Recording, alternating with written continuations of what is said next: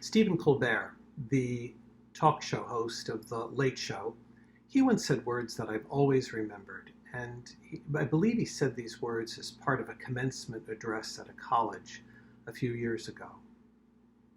In his speech, he said this: "Saying yes begins things. Saying yes helps things grow. Saying yes leads to knowledge. Yes is for young people. So for as long as you have the strength to, say yes." This picture over here is of a young man whose name is Carlo Acutis. What do you see when you look at the picture of Carlo? You see a young man who looks like he could be your son, or maybe your grandson. Maybe he looks like he could be your brother, or maybe that nice kid that lives next door and waves to you sometimes and helps you to shovel your walk in the winter. I imagine him being at Montgomery High School and in our youth group, going to Appalachia in the summertime, maybe giving a talk at the 1063 sessions some Monday night, maybe being a Eucharistic minister at the youth mass. Carlo Acutis died 14 years ago at the age of 15. He died only a week after being diagnosed with a serious form of leukemia. Carlo was born in London. His parents had traveled in their business. He was their only child. And when he was 1 year old, his parents returned to their native Italy, to Milan, which is the home of another Carlo Borromeo, our patron. In his life, Carlo Acutis was known for his great skill with a computer. He was one of those kids, he could just, in 2 clicks, could figure things out. He could figure his way through the internet, do programming. He was also apparently pretty adept at video games.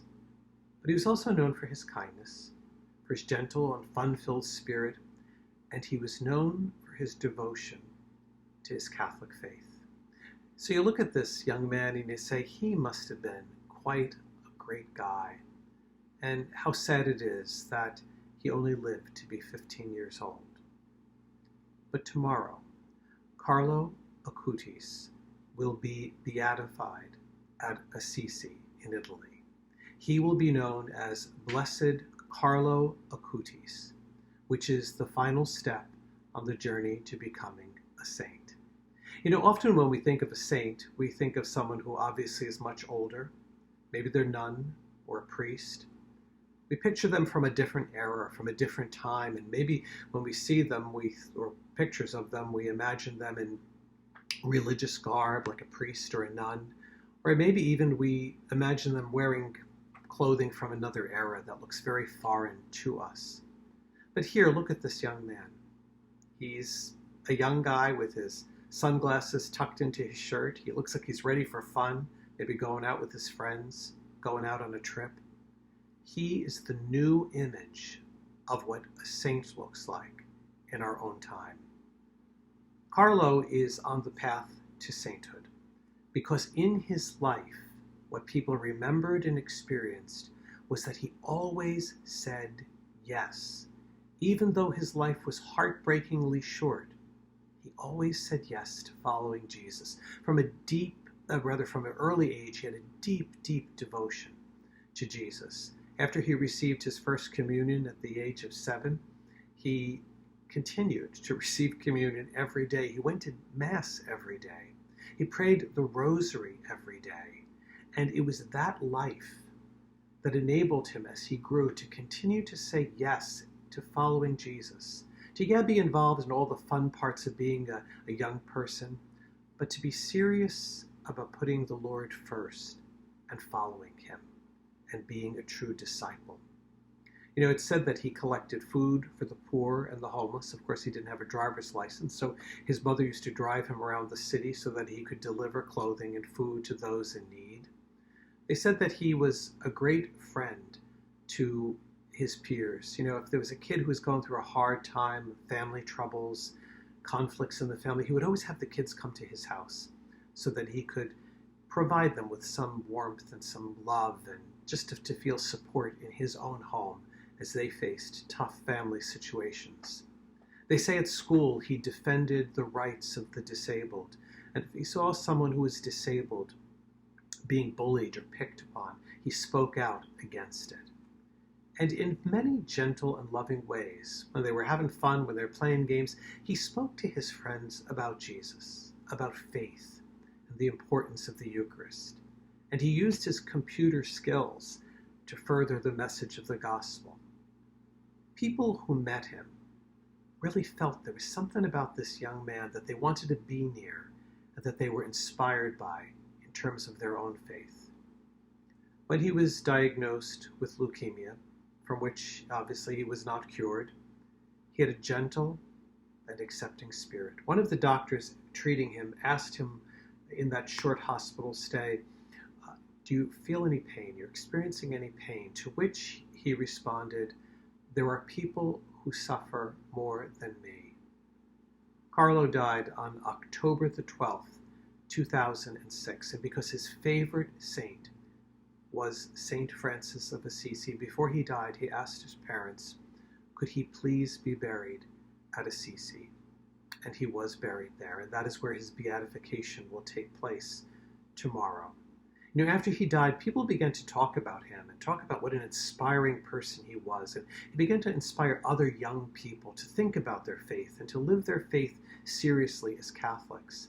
And many people began to pray to him, "Hey, Carlo, kind of help me out. Ask God to give me the grace." And many people who were sick or going through difficult times asked him to intercede to God for them in their need. The reason he is being beatified tomorrow is because a family in Brazil and many other people in Brazil prayed for a young boy who was in a life-threatening situation, an illness that he had, and they prayed that Carlo would intercede. And this young man in Brazil was miraculously cured because of the intercession. This is an inspiring story, but I think it's more than just an inspiring story. It's a great reminder to us. It helps us to remember that sainthood is lived in ordinary ways with extraordinary grace and faith. And it's in our time. It's not from another century. It's not ancient history. And it was this young man's saying yes, amen, every time he received communion, every day, that transformed him to be able to say yes, to follow the Lord, and to be a sign of his love and goodness to others. You know, a couple of years ago, Pope Francis wrote an important document about young people in the church and youth ministry. And at one point he actually speaks, or rather writes, about Carlo. And in the document he writes this: Carlo was well aware that the whole apparatus of communications, advertising, and social networking can be used to lull us, to make us addicted to consumerism and buying the latest thing on the market, obsessed with our free time, caught up in negativity. Yet he knew how to use the new communication technology to transmit the gospel, to communicate values and beauty. He writes, Carlo didn't fall into the trap. He saw that many young people wanting to be different really end up being like everyone else, running after what the powerful set before them with the mechanisms of consumerism and distraction. In this way, the Pope writes, they do not bring forth the gifts the Lord has given them. They do not offer the world those unique personal talents that God has given to each of them. The Pope concludes, as a result, Carlo said, everyone is born as an original, but many people die as a photocopy. Carlo always remained an original. Those words of Carlo Acutis are important not only for young people today, but for all of us, no matter what our age. You know, some are suggesting that Blessed Carlo Acutis should be named the patron saint of the internet. So maybe tomorrow, when you log on to your computer, you might say a prayer first to this young, new blessed among all the blesseds in heaven. And maybe you might take a look through the internet to see if you can find footage of his beatification and stories of how that ceremony was and what was prayed for and what was said at that ceremony.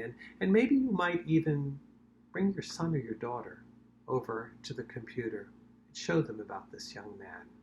Or maybe if you are a lot younger than me, you might bring your mom and dad over and show them about this new person among the blesseds and among the saints. And then after you have that opportunity to look at the beatification of Carlo Acutis, I'd like you to stop. And I'd like you to ask God to give you the same grace that God was given to this young man, Blessed Carlo Acutis, that you too would have the strength, as long as you had the ability, to say yes.